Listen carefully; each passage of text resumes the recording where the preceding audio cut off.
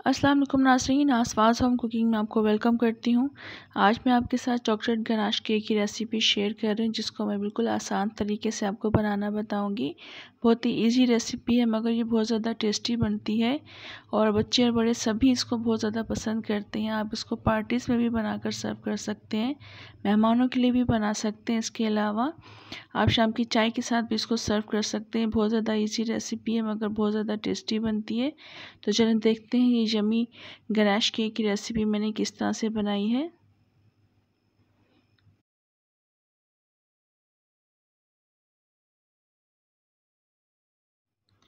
Ganache cake बनाने के लिए मैंने 1 कप मैदा लिया है और साथ ही इसमें 1/3 कप कोको पाउडर ऐड कर देंगे। 1 टीस्पून इसमें बेकिंग पाउडर ऐड करेंगे और 1 टीस्पून इसमें बेकिंग सोडा ऐड करेंगे। इन तमाम चीज़ों को हम अच्छी तरह से छान लेंगे ताकि कोई लम्स ना रहें।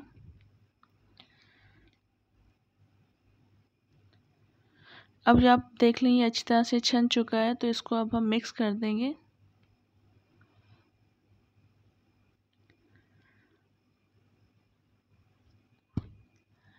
इन सबको अच्छी तरह से मिक्स करने के बाद मैं एक साइड पे रख दूंगी इसको। इसके लिए फिर मैं बैटर रेडी कर लूँगी। एक बाउल में मैंने चीनी ऐड कर दी है। ये रेगुलर शुगर है जिसको मैंने पीस लिया था। 1 कप चीनी है और 2 अंडे इसमें ऐड कर देंगे। साथ ही साथ इसमें 1/4 कप ऑयल ऐड कर देंगे और 1/2 कप इसमें दूध ऐड करेंगे। ये नॉर्मल दूध है, गर्म दूध नहीं है। और 1 टीस्पून इसमें वनीला एसेंस ऐड करेंगे। इन सब को हम अच्छी तरह से डालकर मिक्स कर लेंगे, बीट कर लेंगे। तकरीबन 1 से 2 मिनट तक हमने बीट करना है इसको। एक फ्लफ़ी सा बैटर रेडी करना है और हमने इसमें शुगर को डिज़ोल्व करना है। तकरीबन 1 से 2 मिनट लगते हैं बस इसको बीट करने के लिए। और अभी आप देख लें इसका कलर भी चेंज हो चुका है और ये अच्छी तरह से मिक्स हो चुका है। तो इसमें मैं मैदा ऐड कर दूँगी। मैदा में 2 एडिशंस में ऐड करूँगी, थोड़ा थोड़ा करके ऐड करेंगे मैदा। मैदा डालने के बाद इसको मिक्स कर लेंगे और मिक्स करने के बाद हम फिर इसको बीट करेंगे। अच्छी तरह से हमने इसको बीट करना है इसमें, ताकि लम्स ना रहें। और साइड्स पर भी आप देख रहे हैं जो मैदा लगा रह जाता है, इसको भी हम स्पैचुला की मदद से मिक्स कर देंगे, साफ़ कर देंगे। और इसको भी हम साथ साथ मिक्स करते रहेंगे, बीट करते रहेंगे।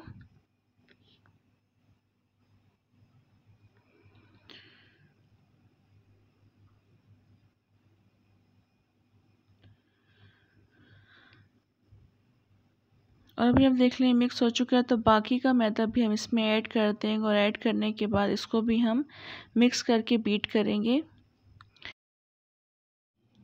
इस बैटर को ओवर मिक्स नहीं करेंगे, बस इसको हमने इस तरह मिक्स करना है कि इसमें कोई लम्स ना रहें और तमाम मैदा इसमें अच्छी तरह से मिक्स हो जाए। और अभी आप देख लें तकरीबन 2 से 3 मिनट में ये तमाम का तमाम बैटर रेडी हो चुका है। और आप देख लें स्पैचुला की मदद से मैं इसको बीट कर रही हूँ।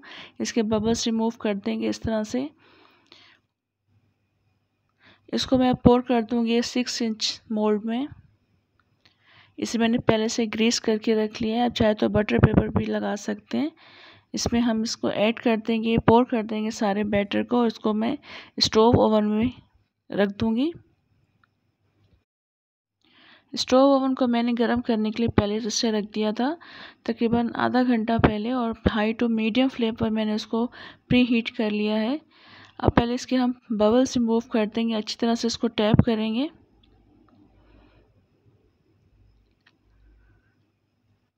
अच्छी तरह से टैप करने के बाद इसको स्टोव ओवन में रख देंगे। स्टोव ओवन में रखने के बाद इसकी हीट को थोड़ी सी कम कर देंगे, मीडियम टू लो फ्लेम पर इसको कुक करेंगे। और उसको फिर हम 45 से 50 मिनट्स के लिए कवर करके रख देंगे। उसके बाद फिर मैं आपको इसकी कंडीशन दिखाऊंगी। अब एग्जैक्ट 45 मिनट्स हो चुके हैं। दरमियान में मैंने इसको चेक भी नहीं किया था, तो एग्जैक्ट 45 मिनट्स में ये बेक हो चुके हैं। और आप देख लें स्टिक क्लीन निकल रही है। और मिड वाला पार्ट देर से बेक होता है, इसलिए इसको मिड से ही चेक करना चाहिए, सेंटर से चेक करना चाहिए। अब इसको यहाँ से मैंने निकाल लिया है और इसको मैं इसके एजेस रिमूव करूँगी। केक के एजेस बहुत इजीली रिमूव हो रहे थे और ये बहुत अच्छा बेक हुआ था ये केक। अभी मैं आपको इसकी कंडीशन दिखाती हूँ। एक प्लेट में इसको हम निकाल लेंगे। काफ़ी गर्म था ये उस वक्त।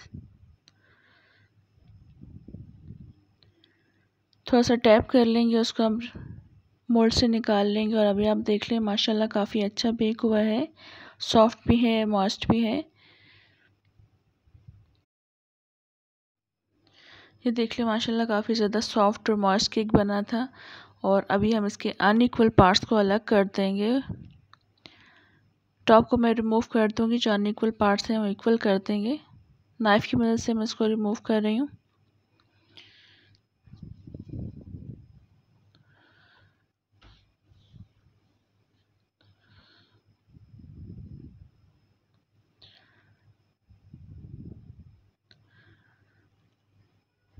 अब इसके बाद मैं इसको सेंटर से भी 2 पार्ट्स में डिवाइड कर दूंगी।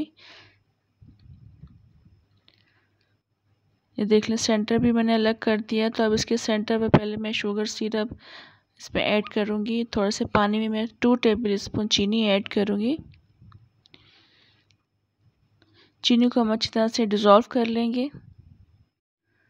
डिज़ोल्व करने के बाद हम इसको केक की लेयर पर लगाएंगे। और केक की लेयर पर हम इसको शुगर सिरप को इसलिए लगाते हैं, इसलिए ऐड करते हैं ताकि केक जो है सॉफ्ट रहे, काफ़ी देर तक मॉइस्ट रहे और फ्रेश रहे। शुगर सिरप लगाने के बाद हम गनाश को ऐड करेंगे। ये चॉकलेट गनाश है। इसकी रेसिपी मैं अपने चैनल पर अपलोड कर चुकी हूँ और मैंने 2 तरह से आपको गनाश बनाना बताया है। एक कोको पाउडर से बनाना बताया है और एक डार्क चॉकलेट से बनाना बताया है। तो ये मैं चॉकलेट गनाश ऐड कर रही हूँ इसको।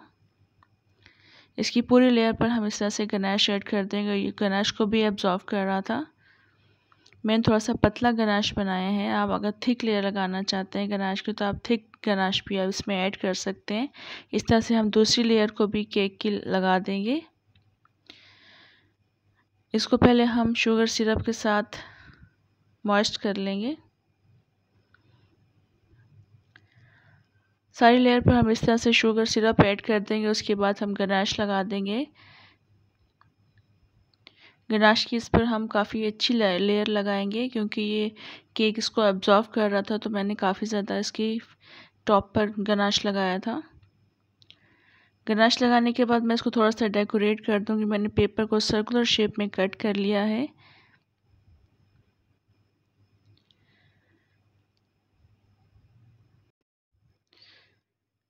इस तरह से मैं सर्कुलर शेप ऐड कर दूंगी। मैंने 3 सर्कुलर शेप्स कट कर लिए हैं एक पेपर में से।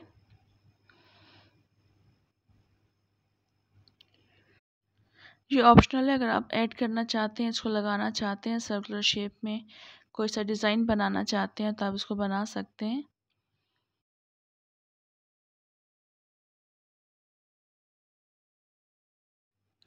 अब मैं इसके ऊपर चीनी स्प्रिंकल कर दूंगी। रेगुलर शुगर जिसको मैंने पीस लिया था और छन्नी की मदद से हम इसको इस तरह से स्प्रिंकल करेंगे।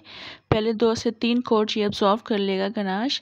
आपको 4 से 5 कोट करने पड़ेंगे। इस तरह से हम कोट करते रहेंगे, इसको अब्जॉर्व करते रहेंगे। अभी आप देख रहे हैं कि ये अब्जॉर्व कर रहा है। मैंने दूसरा कोट भी अब इस पर लगाना शुरू कर दिया है शुगर का। इस तरह से स्प्रिंकल कर देंगे ताकि ये अच्छी तरह से अब्जॉर्व हो जाए। और अब आप देख लें मैंने 3 से 4 कोट कर दिए हैं। और जो पेपर के ऊपर जो शुगर थी वो भी मैं फिंगर्स की मदद से इस तरह से केक के ऊपर लगा रही हूँ ताकि ये अच्छी तरह से मज़ीद अब्जॉर्व हो जाए।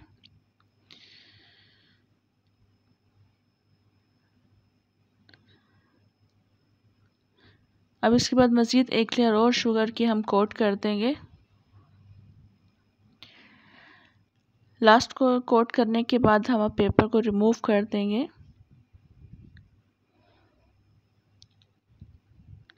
इस तरह से हम सारी सर्कुलर शेप पेपर को हम रिमूव कर देंगे।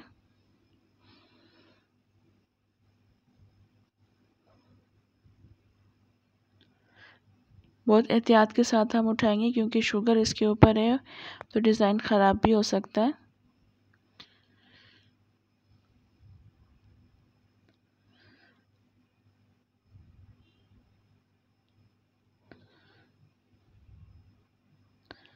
ये देख लें अब सारे पेपर मैंने रिमूव कर दिए हैं। खूबसूरत से एक डिज़ाइन बन चुका है।